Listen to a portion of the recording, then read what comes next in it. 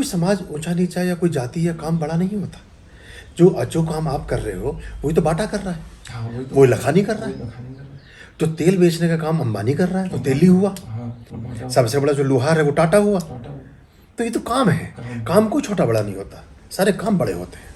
हाँ, कभी कभी ये होता है बस कि हम कुछ समाजों में जो हमारे साथ चीज़ें आ गई, हमारे जीवनों में जो भी जातियों में जिन वर्गों में कुछ व्यसन आ गए या समाज में नीचे गिरने की प्रवृत्तियां आ गई, जैसे वो शराबें पीने शुरू कर दी, उनके यहाँ मांस बनने लगे, उनके यहाँ अस्वच्छता रही, सफाइयाँ नहीं रही, गंदगियाँ रखी, कुछ और रखा, परिवार का वातावरण भी अच्छा नहीं रखा, तो वो स्वतः ही पिछड़े और नीचे होते चले गए। कुछ करने की जरूरत नहीं थी, वो सभी समाजों में है, वो ब्राह्मणों में भी हैं, वो वैश्यों में भी हैं, वो शूद्र में भी हैं, वो क्षत्रियों में भी हैं। वो कोई व्यक्ति, कोई जाति छोटी बड़ी नहीं होती, व्यक्ति छोटा है बड़ा होता है। और काम तो देखिए, काम सब काम है। तो हाँ, बहुत अच्छा है, बहुत, मुझे तो बहुत अच्छा लगता है। मैं तो कहता हूँ धर्म है सभी के लिए। और मैं जो ये तबका अब उपेक्षित और वंचित और शोषित है, और जो दलित तबका है जो बहुत पीछे पिछड़े कहीं रह गए हैं, ये मेरी पहली प्रायोरिटी पर है।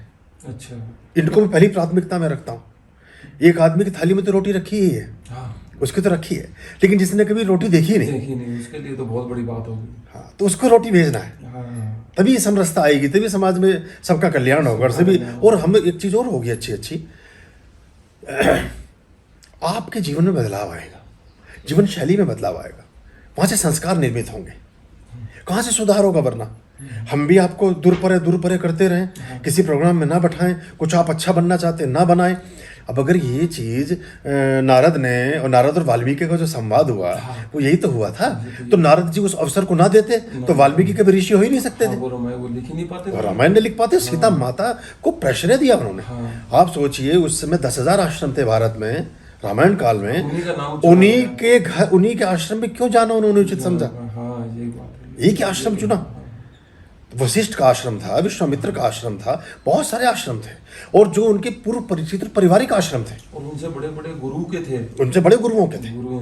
भाई वशिष्ठ तो राजा जनक के मित्र भी थे, वो तो बड़े, विश्वामित्र दशरथ के मित्र थे और उनके गुरु भी थे। जब उन्हें लेकर भी गए ताड़का को वो करने के लिए, राम और लक्ष्मण को लेकर गए अपना रामलीला में, तो फिर भी उन्होंने वाल्मीकि का आश्रम चुना।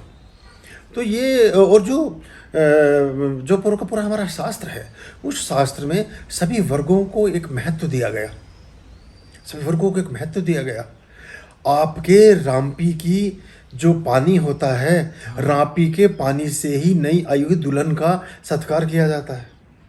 चर्मकारों के घर से जो रापी चलती है ना, जो चमड़े पे धार लगाते हैं, उस रापी से ही नई दुल्हन का उतारा किया जाता है। कुम्हार के चाक पर ही पूजा होने के बाद विवाह संस्कार होता है। जो धोबी और नाई हैं, इनके यहाँ से, कहारों के यहाँ से पानी मटके में भरने के बाद ही उसके संस्कार की तरफ व्यवस्था की जाती है। जो तेली हैं, तेली के यहाँ से आए हुए तेल से जोत लगा करके 3 जोतें पहली वधू के ऊपर से जब वो घर में पहुँचती है उतारा करके, और नज़र दीपक जलाते हैं, जिसे नज़र उतारे में आज भी लोग यूज़ करते हैं। तो हमने जितने वंचित और उपेक्षित या इस तरह के समुदाय थे लेकिन बहुत अच्छे थे, उन सबको अपने परंपरा का हिस्सा बनाया है शास्त्रों में। लेकिन हमने अलग अलग तरह से उन चीज़ों को त्यागा, जुड़े नहीं और वर्ग भी नहीं जुड़ा।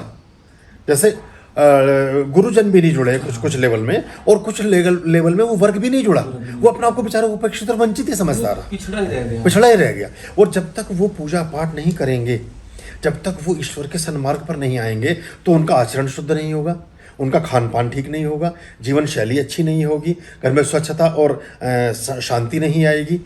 और जब ये सब तत्व नहीं आएंगे तो परमात्मा ही कैसे आएगा? और जब परमात्मा नहीं आएगा तो समृद्धि और ये खुशहाली और धन वैभव कैसे आएगा?